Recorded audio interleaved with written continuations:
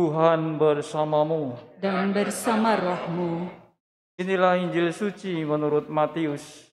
Dimuliakanlah Tuhan. Pada waktu itu tampillah Yohanes Pembaptis di padang gurun Yudea dan memberitakan, "Bertobatlah, sebab kerajaan surga sudah dekat." Sesungguhnya dialah yang dimaksudkan Nabi Yesaya ketika ia berkata, "Ada suara orang yang berseru-seru di padang gurun, persiapkanlah jalan untuk Tuhan, luruskanlah jalan baginya." Yohanes memakai jubah bulu unta dan ikat pinggang kulit. Makanannya belalang dan madu hutan. Lalu datanglah kepadanya penduduk dari Yerusalem, dari seluruh Yudea dan seluruh daerah sekitar Yordan. Sambil mengaku dosanya, mereka dibaptis oleh Yohanes di sungai Yordan. Tapi ketika melihat banyak orang Farisi dan orang Saduki datang untuk dibaptis, berkatalah Yohanes Pembaptis kepada mereka, "Hai kamu keturunan ular berbisa, siapakah yang mengatakan kepadamu bahwa kamu dapat melarikan diri dari murka yang akan datang? Jadi, hasilkanlah buah yang sesuai dengan pertobatan. Janganlah mengira kamu dapat berkata dalam hatimu, Abraham adalah bapa leluhur kami.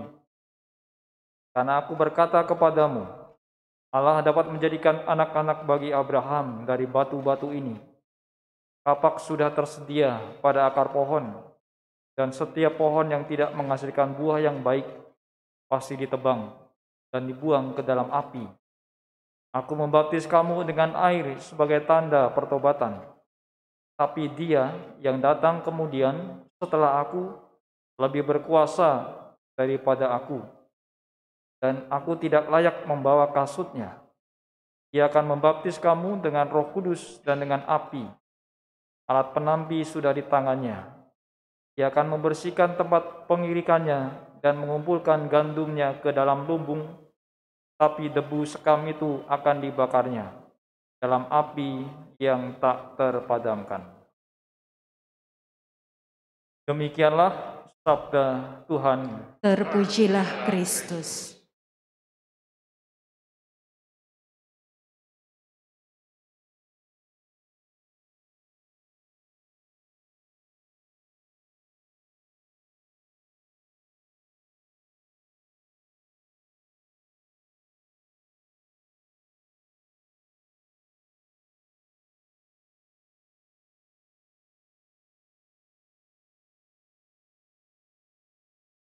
Saudara-saudari, anak-anak yang terkasih, kita memasuki Minggu Advent yang kedua, dan dalam Minggu Advent kedua ini disajikan satu tokoh, yaitu Yohanes Pembaptis. Yohanes Pembaptis ini kita dengar tadi dalam Injil Matius menyerukan tentang pertobatan. Bertobatlah, sebab kerajaan surga sudah dekat. Dalam Injil Matius disebut kerajaan surga karena konon katanya orang Yahudi pada waktu itu merasa tidak pantas untuk menyebut Allah, maka tidak disebut dengan kerajaan Allah tetapi kerajaan surga. Saudara-saudari, di Minggu Advent yang kedua ini kita dapat mengambil inspirasi dari Paus Fransiskus. Paus Fransiskus pernah mengatakan bahwa Tuhan tidak akan pernah lelah dan bosan menerima dan mengampuni bila kita membutuhkan pengampunannya. Kata-kata sederhana Paus Fransiskus bagaikan hembusan udara segar. Paus ingin menampilkan wajah gereja yang tidak menghukum ketika berhadapan dengan kerapuhan dan luka-luka manusia, tapi justru merawat dengan obat belas kasih. Paus mendorong umat beriman melakukan pertobatan sekaligus mempersiapkan jalan Tuhan dengan memeriksa hati nurani masing-masing. Di sisi lain, manusia diajak meninggalkan perbuatan buruk. Paus Fransiskus mengatakan bahwa pertobatan tidak datang tiba-tiba, tapi lahir dari belajar melakukan perbuatan baik melalui tindakan nyata setiap hari. Paus berkata, pertobatan tidak terjadi tiba-tiba, seperti menggunakan mantra ajaib. Bukan seperti itu. Pertobatan adalah sebuah jalan untuk keluar dari pengaruh jahat. Bahkan bagi orang paling suci sekalipun, pertobatan terjadi melalui kerendahan hati dan selalu berusaha menjadi lebih baik dari hari ke hari. Kita belajar untuk melakukan perbuatan baik secara konkret, bukan hanya dengan kata-kata, namun dengan tindakan nyata. Kalau orang mengatakan akan bertobat, akan menyesali dosa-dosanya, dan berbalik kepada Allah, itu sesuatu yang gampang untuk berkata-kata.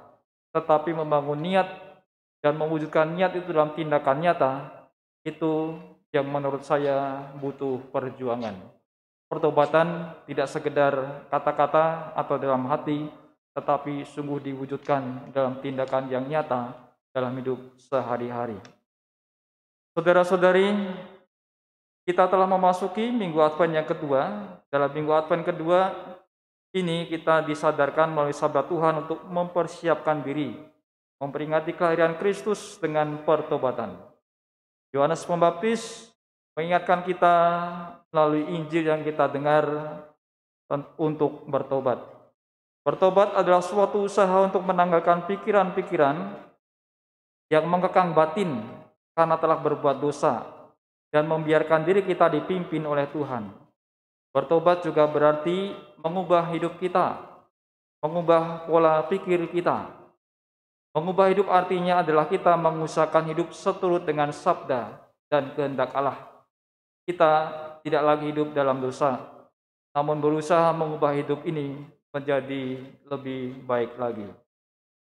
Saudara-saudari, anak-anak yang terkasih, Paus Fransiskus mengutip pernyataan Yohanes Pembaptis dalam kitab suci yang mengatakan, bertobatlah sebab kerajaan surga sudah dekat. Seruan ini merupakan salah satu bentuk panggilan agar setiap manusia melakukan perubahan sikap. Pernyataan Yohanes Pembaptis tersebut terdapat dalam Injil Matius bab 3 ayat 2 saat ia berada di padang gurun Yudea. Paus Fransiskus mencatat ajakan Yohanes Pembaptis yang mempersiapkan jalan bagi Kristus juga diulang beberapa kali oleh Kristus di berbagai ayat di Injil Matius. Dengan kata-kata yang sama, Kristus akan memulai misinya di Galilea. Juga dikatakan bertobatlah sebab kerajaan surga sudah dekat. Matius bab 4 ayat 17. Dan ini juga akan menjadi pengumuman yang akan membawa para murid pada pengalaman misionaris pertama mereka. Matius bab 10 ayat 7. Saat mereka diutus, Tuhan memberikan pesan, jangan membawa bekal. Bapak Suci menyatakan bahwa ajakan tersebut merupakan inti kehidupan Kristiani. Ketika seorang misionaris pergi, seorang misionaris tidak sekedar mengabarkan Injil, namun mencari orang banyak agar lebih dekat kepada Yesus, kata Paus Fransiskus. Hari ini gereja 3 Desember menghormati Santo Fransiskus Xaverius. Dia termasuk teladan bagi para misionaris karena dia sudah memberitakan Injil ke segala penjuru.